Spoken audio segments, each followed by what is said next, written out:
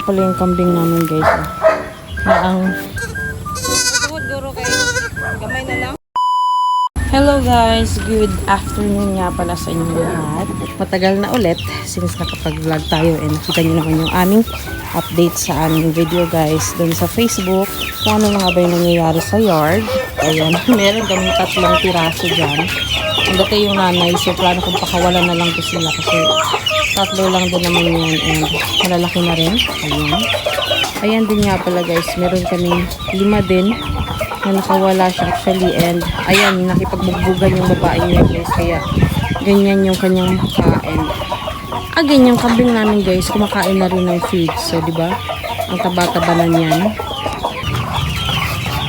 Hello agad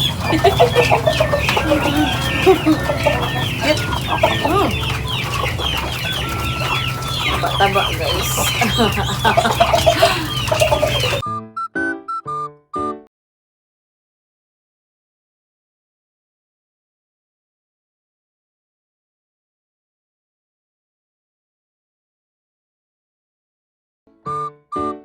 Ayun guys, nakasunod palagi yan siya.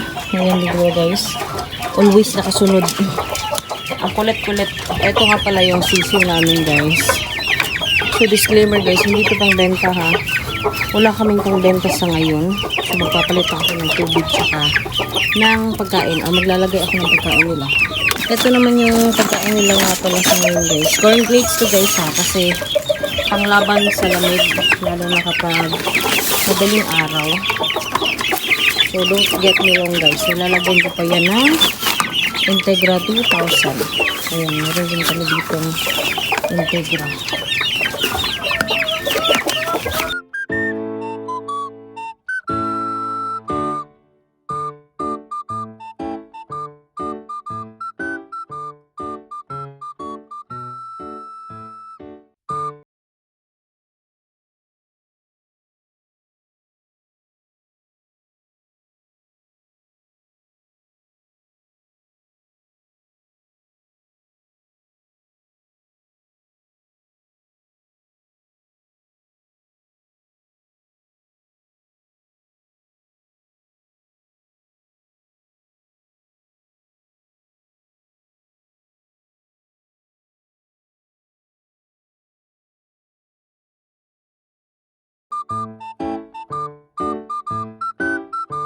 So ayun guys, pinakawalan ko na nga pala yung nanay dito kanina. Ayun na siya guys oh. Ayun, nakasunod yung mga anak niya sa kanya. Kasi ang kulit na guys. Ayan oh, diba?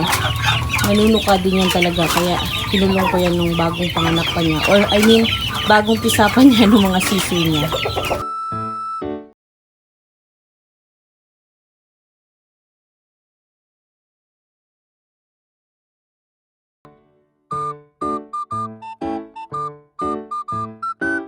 So, ayun guys, napakain na natin lahat and ayan, magbibigay na lang ako ng tubig sa kanila later and kukunan ko muna ng tubig yung mga pato. Saka ako mag-proceed dun sa mga broodcock na nandito sa amin. So, yung isang manok namin guys na pinakawalan ko, eh ayan, dead ma masyado siya sa kanyang sisiyo kasi nga, siguro hindi siya sanay.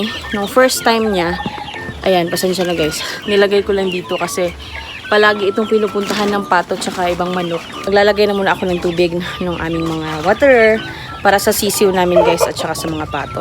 So eto guys, ayun muna natin yung guys para o diba, hindi ko abot.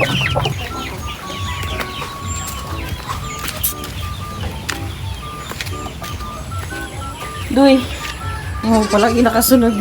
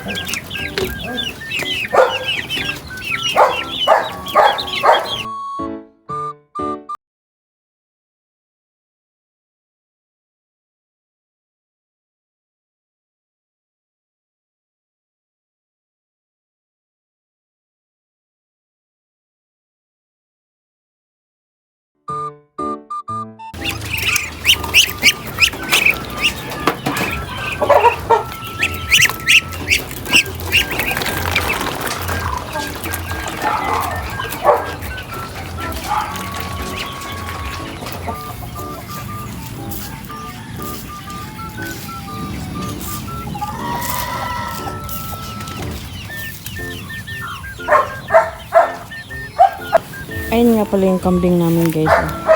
Na ang ubod ng takaw sa feeds guys. Kaya ayan, ang taba-taba. Ah, diba? So, mahilig yan sila sa feeds guys. Nasanay na rin. So, nilalagyan namin ng copramine guys. Tsaka ng tahop yellow. Or even hammered guys. Pwede yan. Diba? Ang taba-taba niya. Ang lakas kumain yan guys.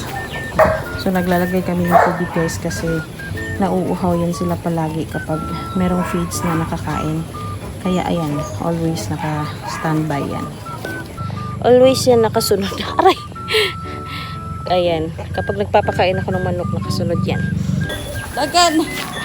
Dagan! One more, dagan! Dagan pa, dali-dali!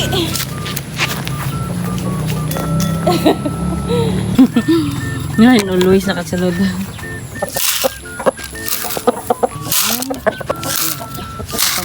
Pero siya yung... Hey, G! What's up, G?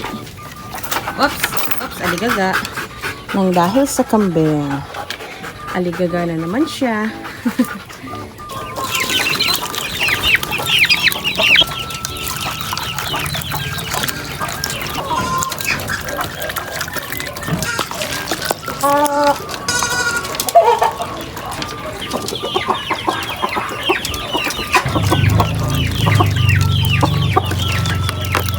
Guys, oh, meron siyang 5 anak. Yan yung pinakita ko kanina. So, hindi ko na yan sila kinulong kasi nga, hindi rin namin naabutan na nagpisa siya. Diyan ko yan siya kinulong nung nakaraan. Pero, it turned out na nakawala siya. So, hinayaan na lang din talaga namin.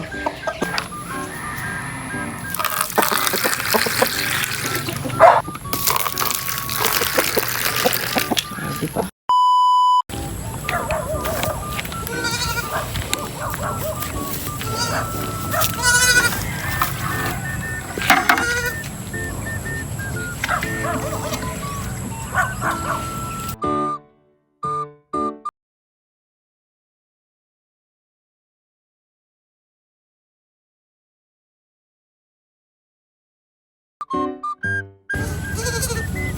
Tungod guro kay gamay na lang. Ano na lang ba?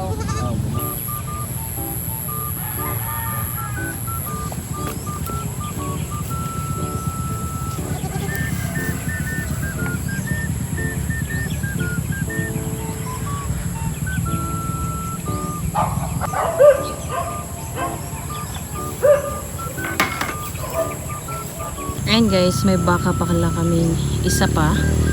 Ayan. So busog na busog din yan guys. O, diba? O, nakatingin dito guys. O, ang laki-laki din ng tiyan. Ang taba-taba rin guys. Ayan siya. So, ano yan ni partner? Ilipat yan ng pwesto. Kaya, ayan. Ginutom ka kasama sa akin. Ayan, kumakain dito. O, diba? Ginutom siya guys. Ayan, sama pa. Yung isa, saka yung isa. Ayan.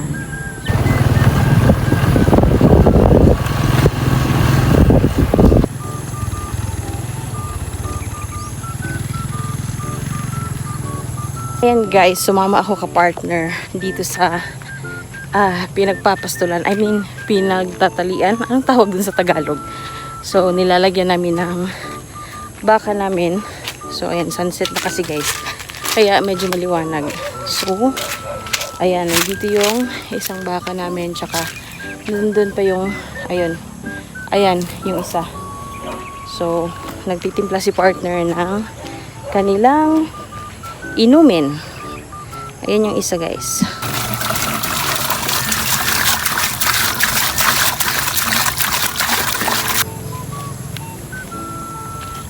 Grabe mo yun na magtubig.